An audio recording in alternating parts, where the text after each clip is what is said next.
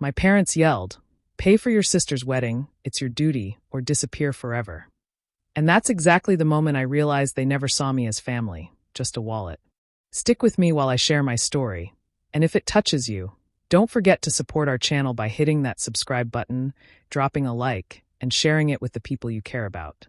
I had been Harper Litton, 29, an EMT who had worked nonstop since I was 18, sending paycheck after paycheck home to my parents, Conrad and Maeve, to support the family while my younger sister, Riley, thrived in her bubble of entitlement. I thought I was loved, but the truth hit me like a freight train. That evening, they demanded I pay $32,000 for Riley's over-the-top wedding. $32,000 that I had no intention of giving. Riley, with her perfectly styled hair and that infuriating smirk, stood beside them, knowing full well I would be the one to foot the bill. For the first time in my life, I said no. The words barely left my lips before the room erupted. My parents screamed, calling me selfish, ungrateful, heartless. They told me I owed Riley, everything I had worked for. "Pay, or you're no longer our daughter," they spat in unison. The threat wasn't new. The manipulation had been a constant shadow over my life. But this time it landed differently. I could feel my hands trembling, my chest tightening, the weight of their words pushing me to the edge. Yet, amid the anger and disappointment dripping from their faces, I felt a flicker of something I hadn't allowed myself in years, clarity. Walking out of that house, I could almost hear the years of sacrifices, the long nights at college juggling classes and shifts, the constant giving, the unnoticed toil that had defined me, echoing in the empty hallway behind me. For the first time, I considered that maybe love had never been part of the equation. Maybe I had been raised to be invisible unless I produced, unless I emptied my bank account, unless I bent myself into what they needed. That night, as I shut the door behind me, a cold resolve settled in my chest. This wasn't just about a wedding. It was about finally seeing the truth, about finally deciding I would not be used anymore. I walked into the quiet night, shaking, but something inside me stirred. An ember of defiance, a seed of independence. For the first time, I considered that the family I thought I knew, the people who were supposed to love me unconditionally, had never truly seen me at all. And as the city lights flickered around me, I made the choice to step into my own life, unsure of the path ahead, but certain of one thing. I would no longer let them define my worth. Ever since I was 18, I had poured myself into supporting my family, juggling college classes with long shifts as an EMT, sending almost every paycheck straight home. I thought I was doing it out of love, but looking back now, I see it was more like living under a silent contract. My sacrifices were expected, my efforts taken for granted. Riley, my younger sister, seemed to glide through life without consequence. She would take my things without asking, wear my clothes, claim my ideas as her own, and even, heartbreakingly, date the one boy I had quietly liked in college, as if to prove she could. I tried to ignore it at first, convincing myself that family meant tolerating these things, that love was about patience. But over time, the sting of being erased in favor of Riley became impossible to ignore. Our parents never hid their favoritism. Every achievement I celebrated was met with a sigh or a comment about how Riley deserved more. When I asked for anything, even a small favor, I was told I was selfish, that I always thought about myself and never about the family. Meanwhile, Riley could cry, pout, or demand, and suddenly the world bent to her whims. They praised her beauty, her charm, her supposed potential, while my accomplishments, my late nights, my honors, my relentless work ethic, were reduced to the bare minimum. I began to understand that love in our house wasn't about fairness or recognition. It was about control. The lesson drilled into me over the years was clear. Harper gives, Harper sacrifices, Harper disappears. Riley takes, Riley thrives, Riley is protected. I remember nights lying in my cramped apartment after a 12-hour shift, nursing a scraped knee or a blistered hand, hearing the laughter of my family at home, Riley glowing at the center of it all. I had spent thousands of dollars covering household bills, tuition for Riley's special programs, and groceries, all while struggling to pay rent for myself. My parents didn't notice, or if they did, they dismissed it as my duty. I thought this was what family meant, giving until there was nothing left of you. Only now, stepping back, I realized it was manipulation masquerading as love. The memories kept piling up. Riley claiming credit for my science project in high school, boasting to my parents about it, while I smiled and said nothing. The time she used my laptop to cheat on assignments and still got praised. The holidays where I bought everyone gifts they never acknowledged, while Riley's tantrums were coddled. Slowly, the pattern became undeniable. They hadn't raised me to be loved. They had raised me to be used. I had been trained to put everyone else first, to keep my needs invisible, and to tolerate betrayal from the person they insisted was my sister. And in that realization, something shifted. The anger, the hurt, the exhaustion, it all boiled into a single truth. I had been complicit in my own erasure, unknowingly groomed to serve while Riley claimed every reward. I vowed silently that this cycle would end, that one day I would no longer be the invisible sister, the unpaid servant, the shadow in my own life.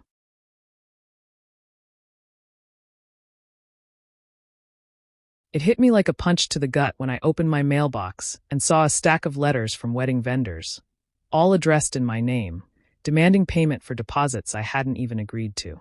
My hands shook as I read each notice: $5,000 here, $12,000 there.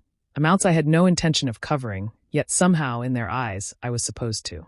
My heart sank further when I realized my parents and Riley had gone behind my back, assuming I would foot the entire bill for Riley's extravagant wedding. I had supported them for over a decade, and yet this felt like the final, unforgivable betrayal. I called my parents immediately, my voice trembling with barely contained anger. "What is this?" I demanded, holding the first envelope against the receiver. Conrad's calm, practiced tone barely hid his irritation. "It's for Riley. You owe it to her, Harper. She's the beautiful one. She has a future to protect. You wouldn't deny her that, would you?" Maeve chimed in, her voice sharp. "We've done so much for you, Harper, and this is your chance to give back. You know how selfish you've always been, wanting things for yourself."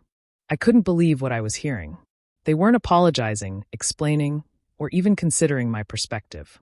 They were lecturing me for daring to have boundaries, daring to refuse being treated as an ATM. Every ounce of patience I had cultivated over the years evaporated in that moment.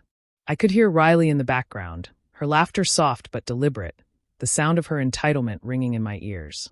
She had been planning this without a single thought for me, relying entirely on my compliance. Sitting there, listening to their justifications, I saw clearly for the first time the depth of their resentment. It wasn't that they loved Riley more. It was that they hated me for being independent, for having my own financial stability, for not bending to their control. Every sacrifice I had made, every late night working double shifts, every dollar I had sent home, it had never been enough because I wasn't supposed to exist as my own person. I was meant to be the shadow, the invisible supporter of their carefully constructed family image, while Riley thrived. And in that moment, something unexpected stirred inside me. Alongside the hurt and disbelief, a spark of defiance ignited, small at first but fierce. I realized that I didn't have to accept this, that I didn't have to continue being used. The realization was intoxicating and terrifying all at once. For the first time, I could see a path not dictated by their demands, their greed, or their manipulations.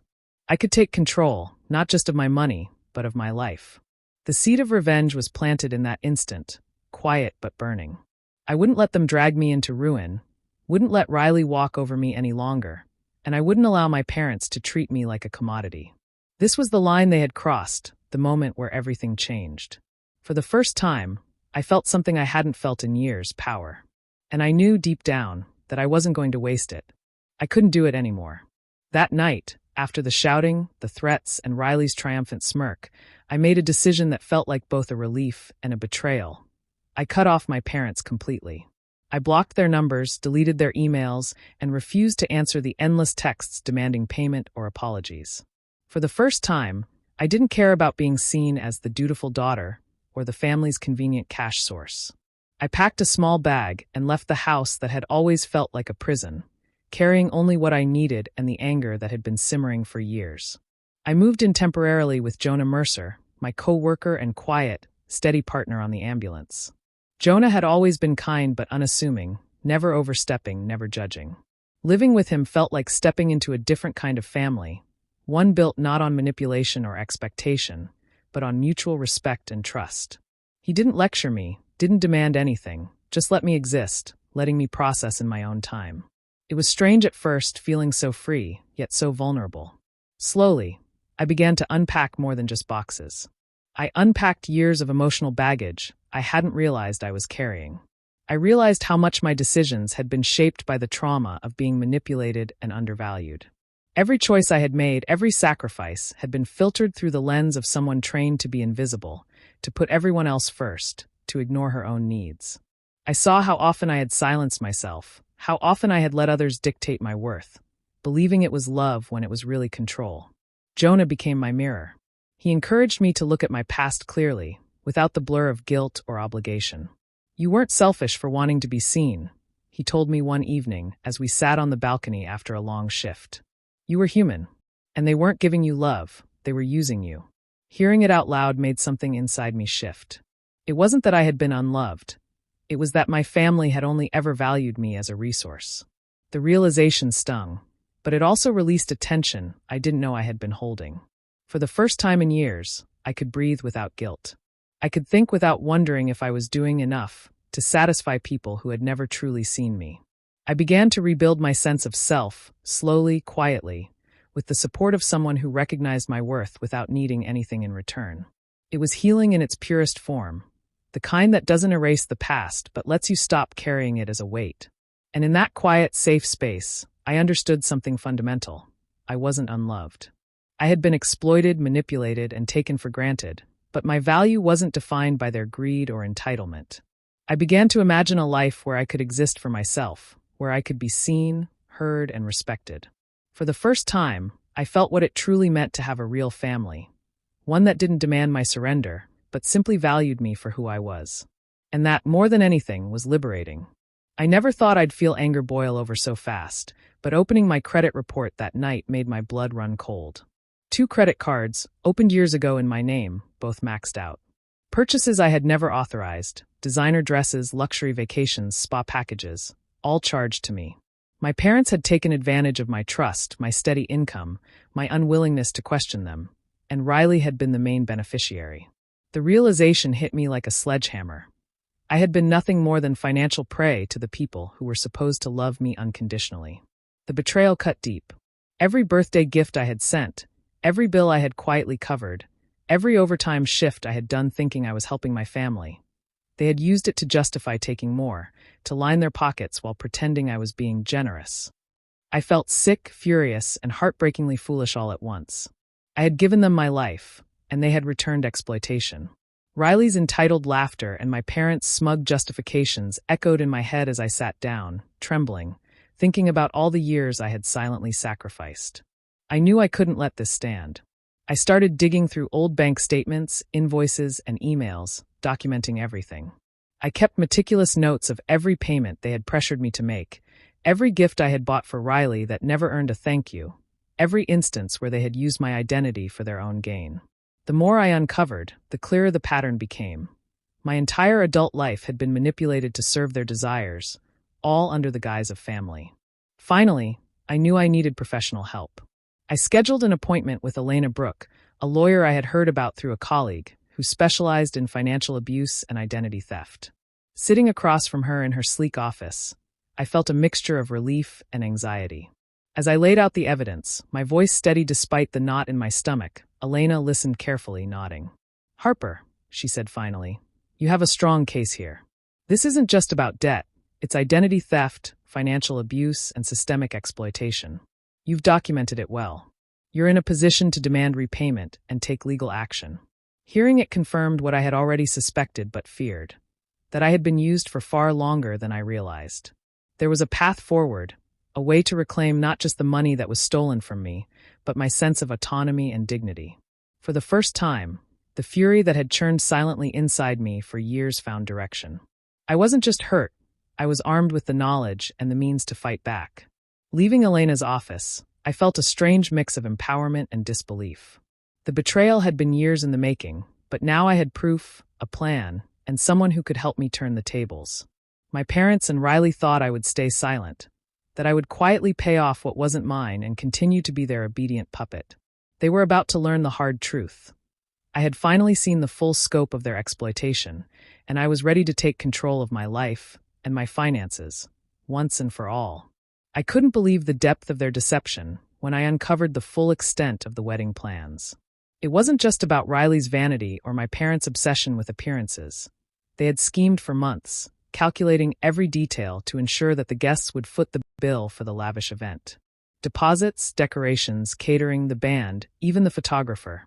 They had expected me to pay, but they also planned to milk the gifts and cash from friends and extended family to cover the debts they had secretly accumulated.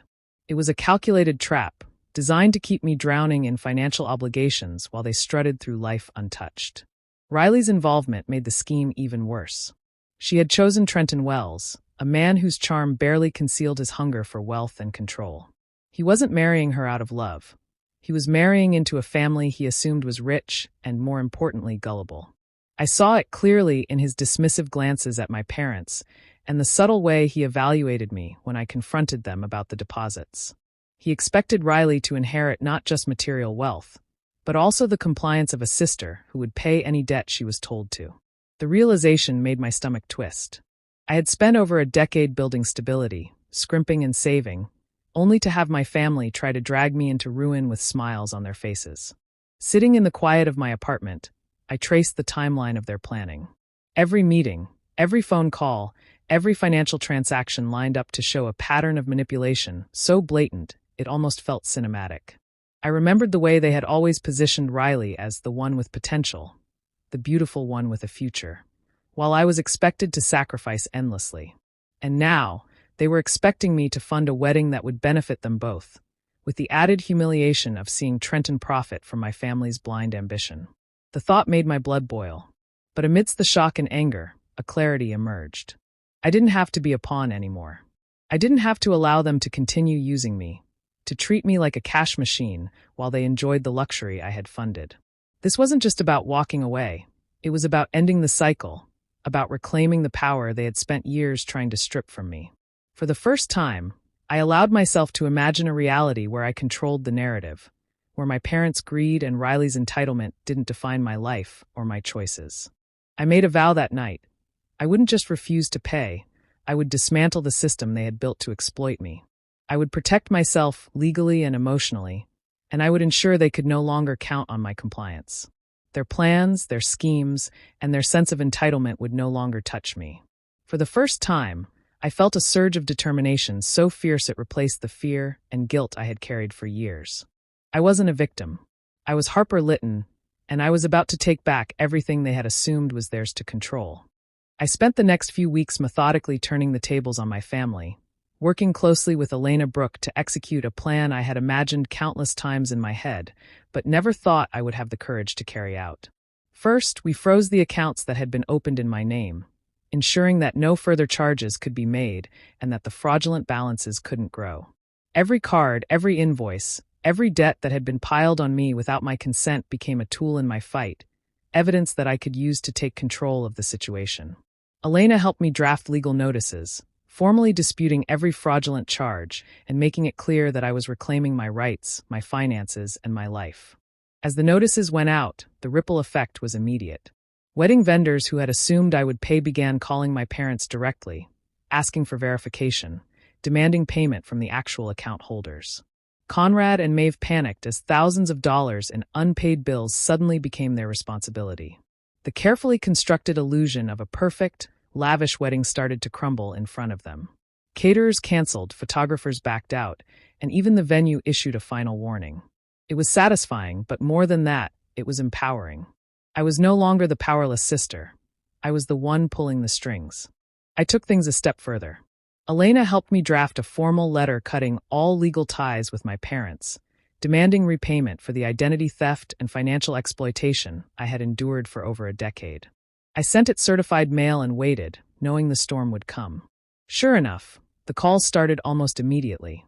My parents tried the familiar tactics, guilt-tripping, reminding me of all I owed them, citing family loyalty, then threatening consequences if I refused to comply.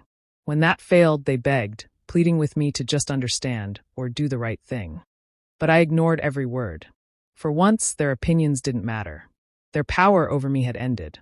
Riley, of course, was a different story. Within days, my phone filled with her venomous voicemails. She called me a jealous nobody, a bitter sister ruining her dreams, accusing me of destroying her life. Each message dripped with entitlement and spite, but instead of weakening me, it steeled my resolve. I listened to her rage, imagining the world I had long dreamed of, free from her manipulation, free from their exploitation. And I smiled quietly to myself. For the first time in years, I felt control over my life, over my finances, over my narrative. The anger and betrayal that had been simmering silently transformed into a strategic, deliberate reclaiming of my autonomy. I wasn't just surviving anymore. I was thriving on my own terms. Every canceled vendor, every legal notice, every voicemail from Riley was a reminder that the power dynamics had shifted. I had finally taken my life back from the people who had spent years trying to use it. And in that quiet, victorious sense of control, I understood something fundamental. I was no longer their victim. I was Harper Litton, and this time I was in charge. The day before the wedding, chaos hit like a thunderclap. One by one, vendors started calling, canceling their services due to unpaid balances. The florist, the caterer, even the live band, it all fell apart. My parents' frantic voices filled my phone with panic, but I didn't answer. I didn't need to. The consequences of their greed, of assuming I would always bail them out, were finally landing where they belonged, on them. By mid-afternoon, the venue itself revoked access, citing unpaid contracts and liability concerns. Conrad and Maeve were pacing the lobby, desperately trying to salvage the event while their tempers flared at each other. Riley, who had spent months imagining herself in the center of a lavish spectacle, was pale with horror, her designer heels clicking frantically across the polished floor as she tried to make calls that went unanswered. Trenton Wells, who had been calculating and distant throughout the planning, finally realized the extent of the lies. The image of wealth Riley and my parents had painted to lure him in was a sham, and he didn't hide his frustration. His calm veneer cracked into sharp words as he confronted Riley in front of everyone. "You lied about your family's wealth," he said, voice cold, controlled. "This isn't just about a misunderstanding, it's deception. I won't be part of it." The confrontation escalated quickly. Riley's voice rose to a scream, and suddenly the whole lobby was filled with shouting, accusations, and disbelief. My parents tried to intervene, flustered and red-faced, trying to redirect blame and salvage the narrative of control.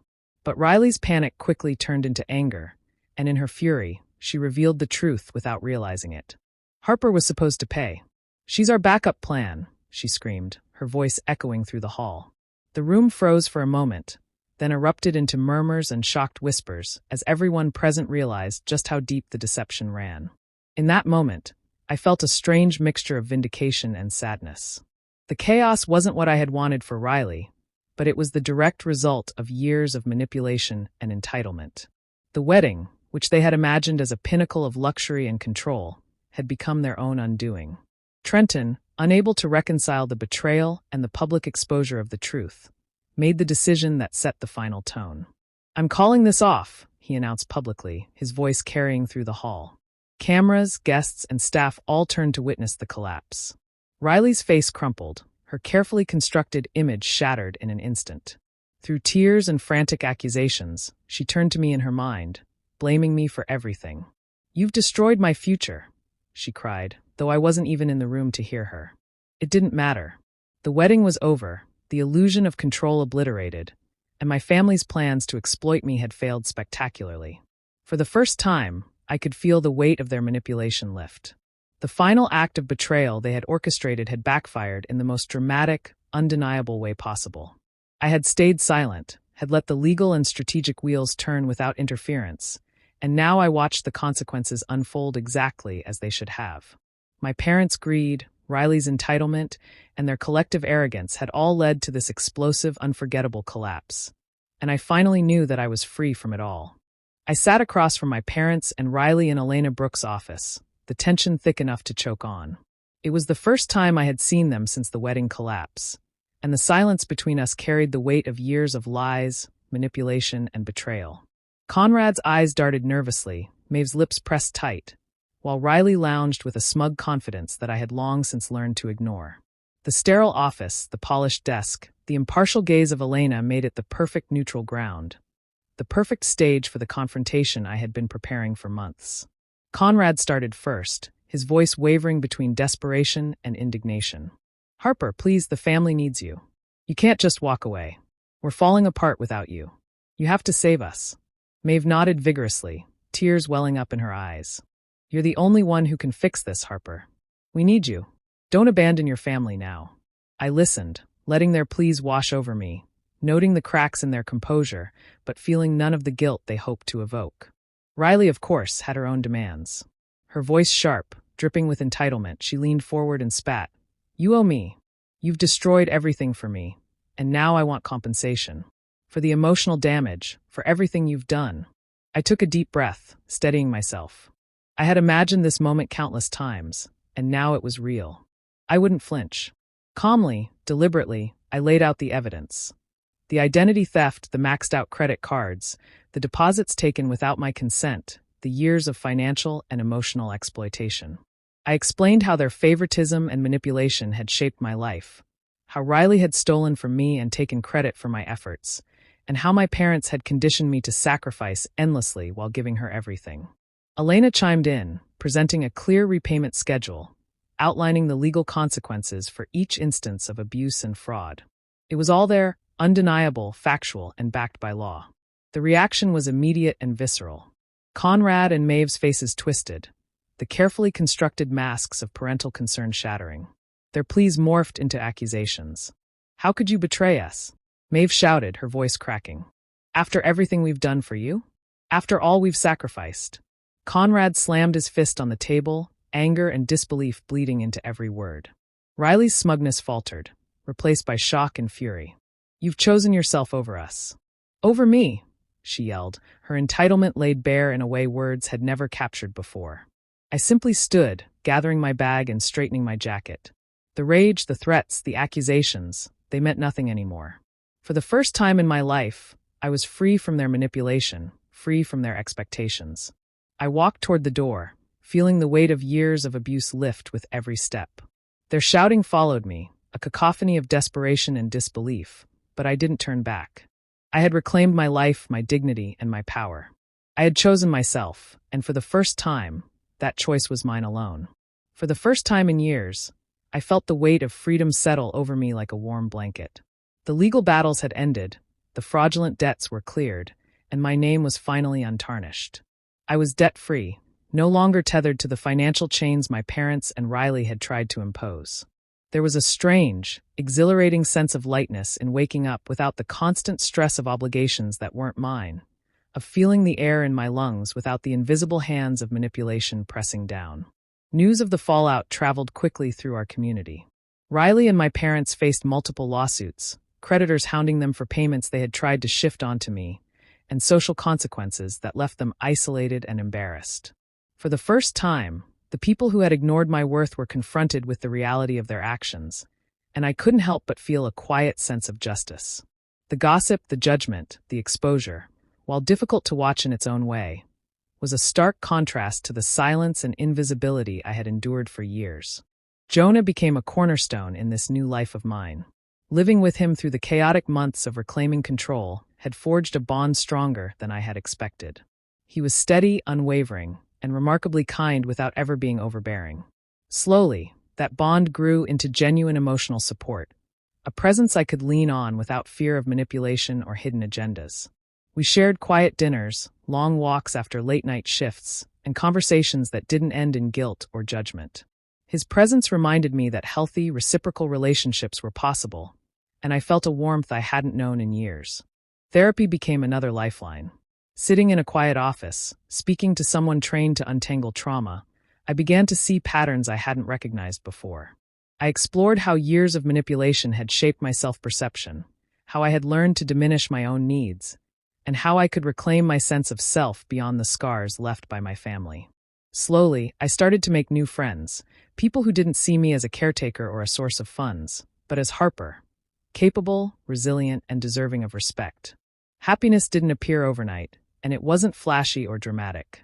It was quiet moments of peace, laughter without guilt, and nights spent reading or cooking without the looming pressure of obligation. I wasn't bitter. The anger that had fueled my fight had transformed into clarity and strength. I realized that freedom wasn't about revenge. It was about reclaiming my life, one day at a time. One evening, sitting on my balcony and watching the city lights flicker, it hit me with full force. I hadn't lost a family. I had escaped one. The people who were supposed to love and protect me had used me, and stepping away hadn't been abandonment. It had been survival. I was finally living for myself, surrounded by people who saw my worth and supported my growth. That realization, so simple and yet so profound, filled me with a quiet, unstoppable joy. I was free, truly free. Here's a fully reworded version for your story. Do you think Harper made the right choice by cutting ties with her family, or should she have tried to mend things? Share your thoughts in the comments. I'm really curious to hear your take. And if you love stories like this, don't forget to subscribe and hit the notification bell so you never miss a new one.